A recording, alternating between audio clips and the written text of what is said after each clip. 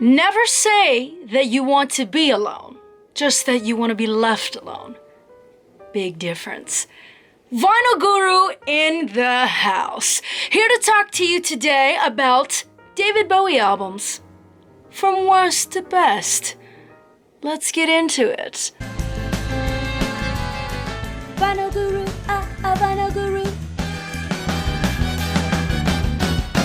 Vinyl Guru. Let's start it off. Top 15 David Bowie albums. Yes, I said 15, even though I know the man did a lot. But I have to say, I do not want to make a movie feature here. So, for your sake and my own, top 15, let's have at it. My first one up to bat here, number 15, is gonna be his 1999 record, Hours. I love Hours. And this is the Friday music press of it. Really great stuff. RTI, we love ya. But this has got some great stuff on it. It's got, you know, Thursday's Child, and If I'm Dreaming My Life. The two songs right real close to each other. My favorites off of here. If I'm Dreaming My Life, probably one of my top 10 David Bowie songs of all time as well. This is a really great record. It's his last record, Obligation to EMI. But I find that a lot of people didn't really like this record. This was a era of Bowie's in a lot of people's opinion, but I love it. I don't care about critics. I know a lot of people listen to critics, but if you did listen to critics, you would see that this got a 2 out of 10. This got a 6.2 or whatever. But don't listen to them. Trust yourself. Be your own critic. Don't rely on the critics to tell you what's good or not. This is still a great record, even though it's the last on my list. It's still great, and here's why. At the wrong time, was he ever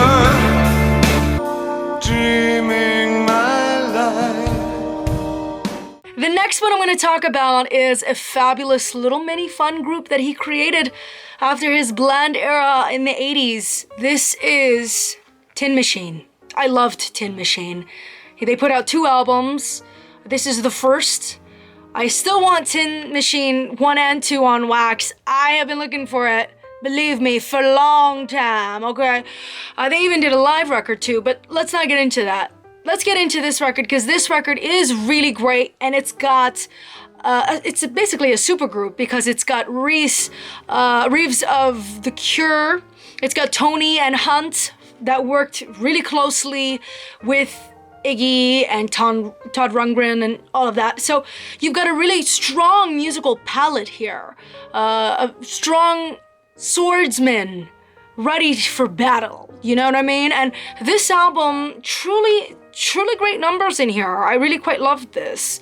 I Can't Read being one of the, you know, bigger ones, but Heaven's in here, Tin Machine, Prisoner of Love. I mean, I quite liked this record.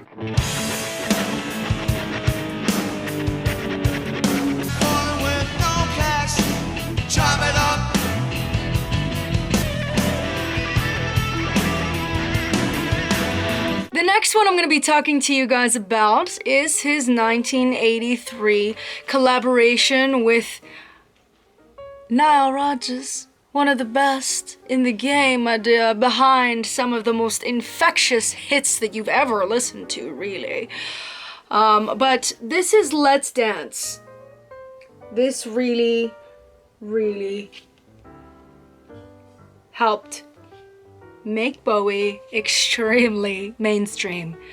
Now, he did lose some of his hardcore fans, you know, because this is coming right off of Scary Monsters and Super Creeps a couple of years before that. So he harnessed quite an experimental fan base. So to go from that to, you know, those classic white suits and have all those wonderful screaming darlings shout at you, it's really from one to another, but that is the wonderful music chameleon that we know and love. Anyways, let's dance.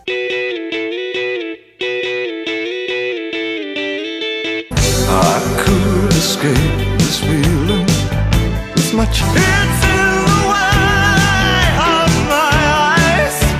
next one we're gonna talk about is a record that I recently spoke of last video, but this is 1975, Young Americans. This is when he went, you know, that he tried to embody that Philly soul sound. And really, I mean, he really, not only did he attempt it, but he really done did it. He did a great job of it. I quite love this record. I love a lot that's on here. I mean, and a lot of the people on here, I've mentioned it. I already mentioned it, but let's give it to you, sweetie.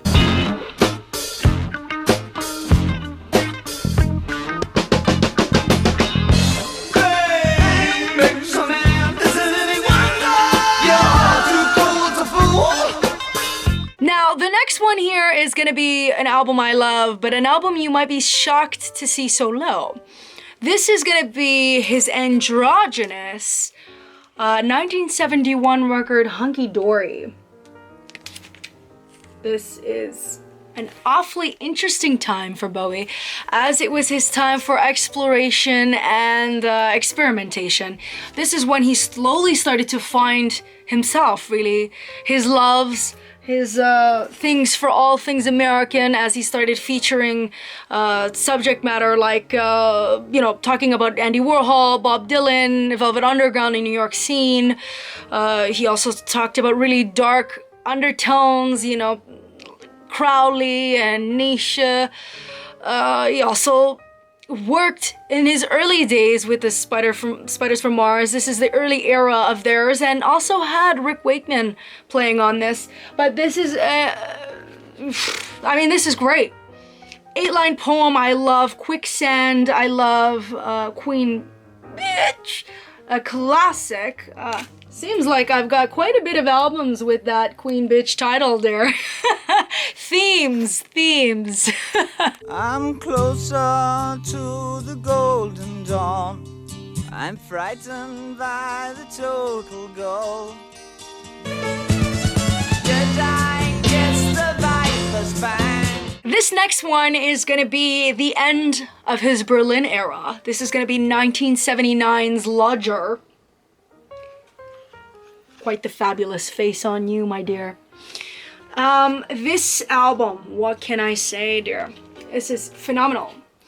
I love the direction he started to pull from. He started to play around with interesting sonic templates, with songs like African Night Flight pulling from that African tribal sound, with songs like Yes Assassin, giving us that wonderful Middle Eastern Turkish flair. I loved it. But what I loved most about it is that he worked with Brian Eno on this, but also used Brian Eno's Oblique Strategies card deck as inspiration for the record. And this card deck looks like so. You basically pick a card. It's over fixes over 100, you know, issues and all that stuff. You pick a card and it tells you some advice or gives you some flair, such as, you know, honor thy error as a hidden intention. You know, things like this to really kick you in the ass and give you a different perspective. And thankfully, he trusted his gut for it, as it is a really killer record.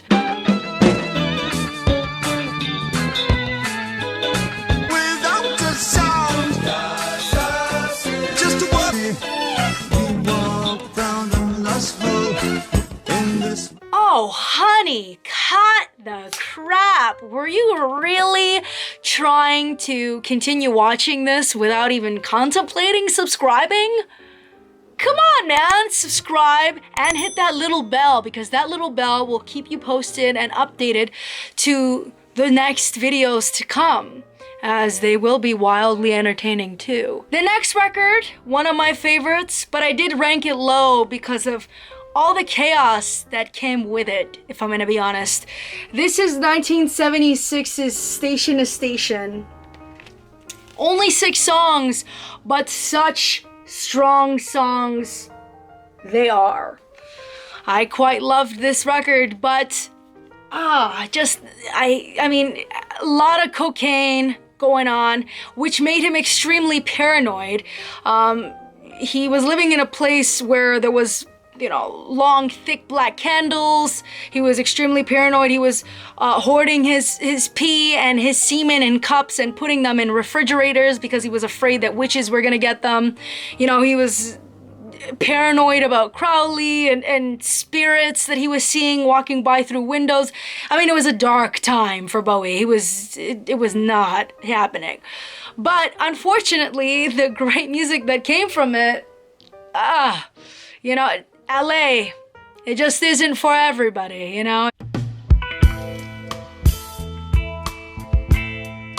Satisfy this hungriness, all things to me.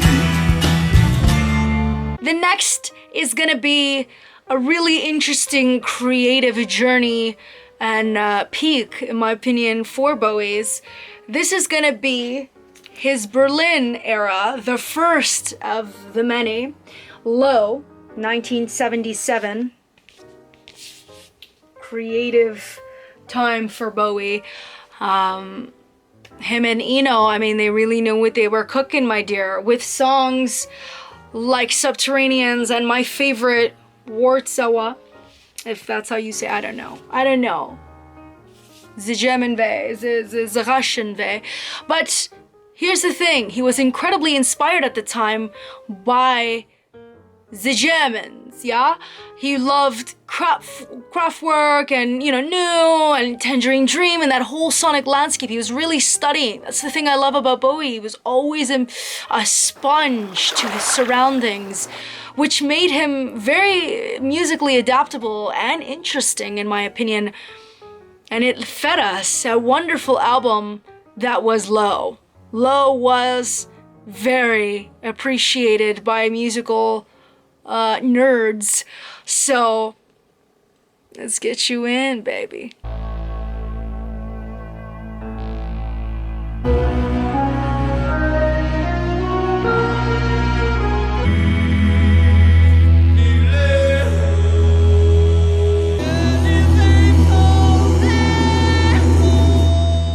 This next album is unfortunately the last album that we were ever gonna get from David Robert Jones.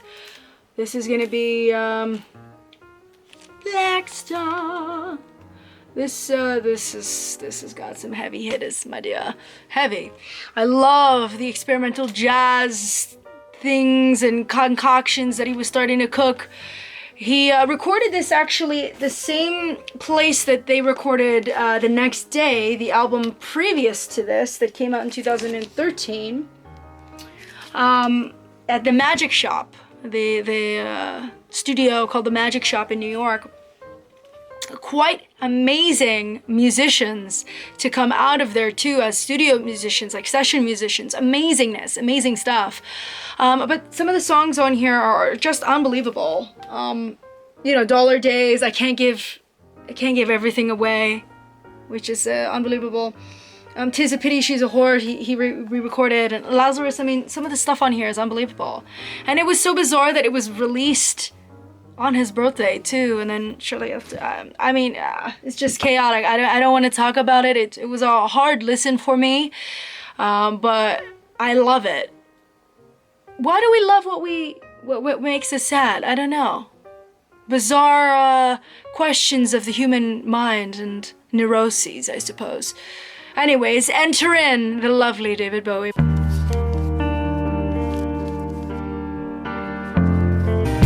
It's nothing to me.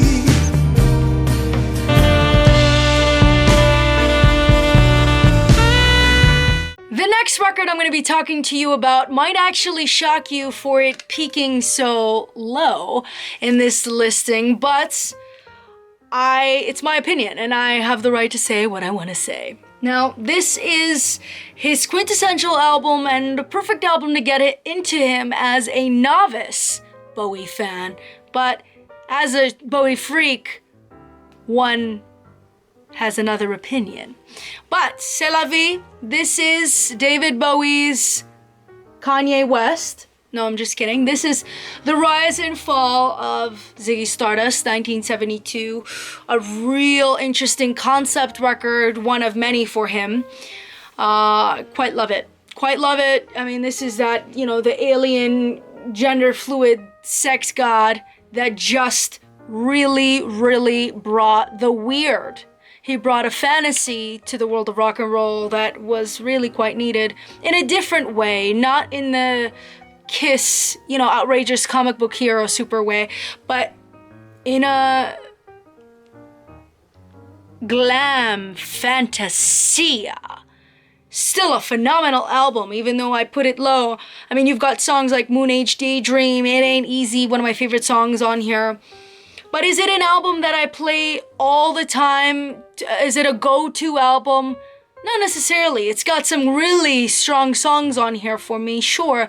But there is more in the wonderful realm of Bowie, the David Bowie. I'm an alligator, freak out in a Moon Age Daydream, oh yeah.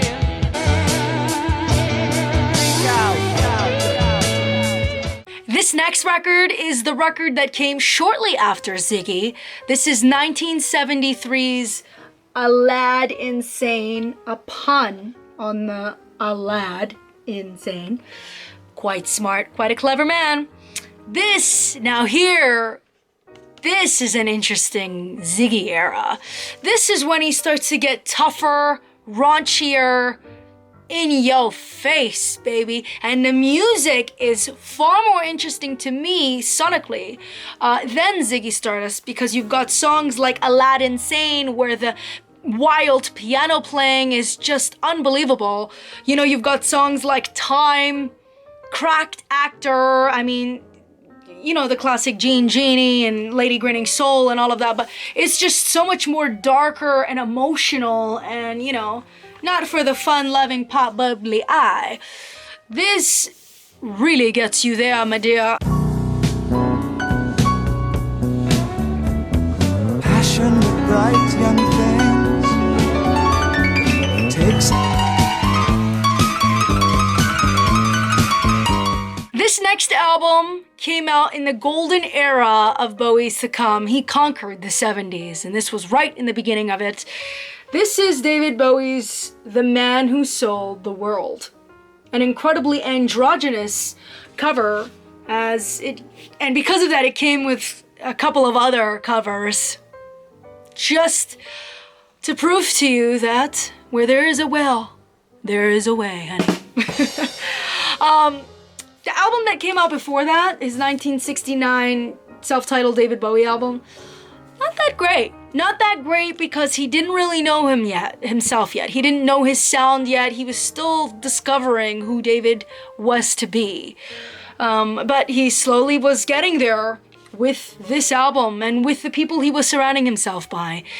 Let me paint you the picture. I mean, you've got Angie Bowie and David and Tony Visconti and Mick Ronson all lounging in a basement, jamming, trying to figure out what the sound is, what the vibe is going to be. And essentially, they really got there. I mean, with some of these tracks, this entire album is really all killer. No filler. This is amazing, with songs like The Width of a Circle, which is an awfully wild song, if you really know.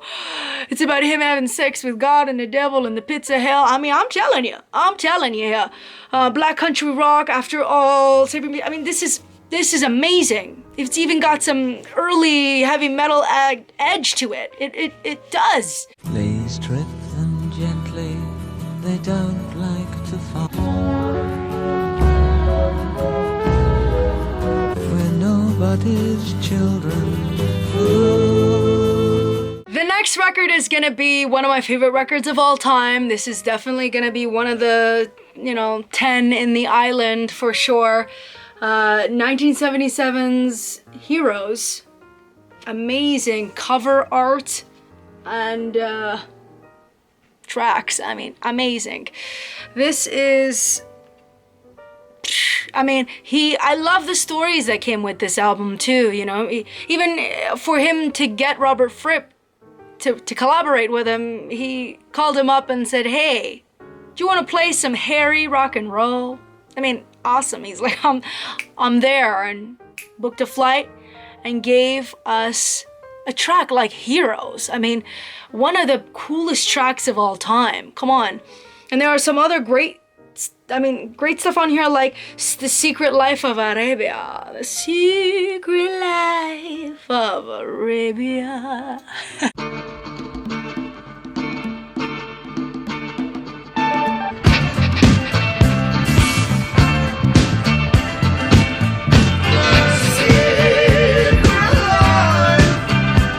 This next one is another one to put up there in that benchmark of Bowie's. This is gonna be Scary Monsters and Super Freaks. Came out in 1980. This album is an exceptional one at that. Another one where Robert Fripp tickled his wonderful fingers on. Gave us amazing things like It's No Game, Part 1 and 2, and I love that he did that. He did that quite a bit on some of his stuff. Gave us reprises and stuff, but amazing. Songs like Ashes to Ashes, Fashion. I mean, come on, honey. Come on, honey.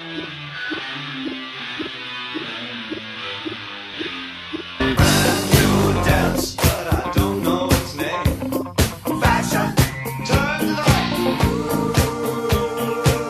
Who took the trophy? Who won my heart?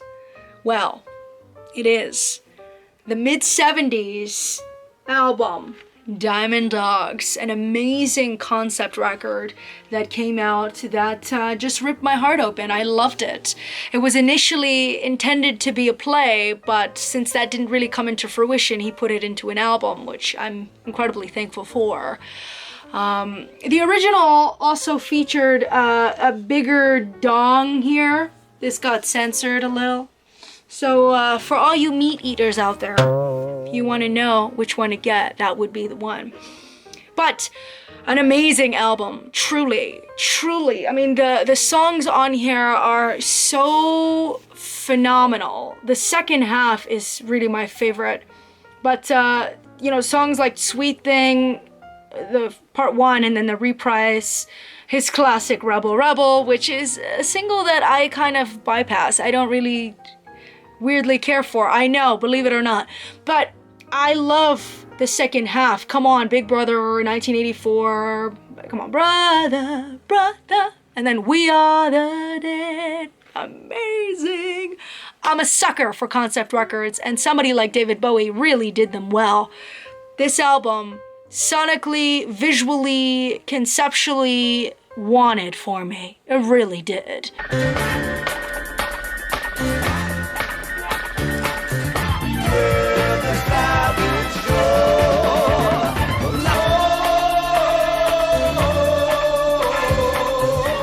Well, thank you for watching. Even if you may not agree with the overall list ranking yourself, I appreciate that you have the open mind to exhibit, appreciate, celebrate the magnetism that was David Bowie. I'm sure my list will rumble and jumble around and spin and dip, but as long as you care about the music, that's really all that matters, is it? Shake it out, darlings, and don't forget to toodaloo, my dear. Toodaloo.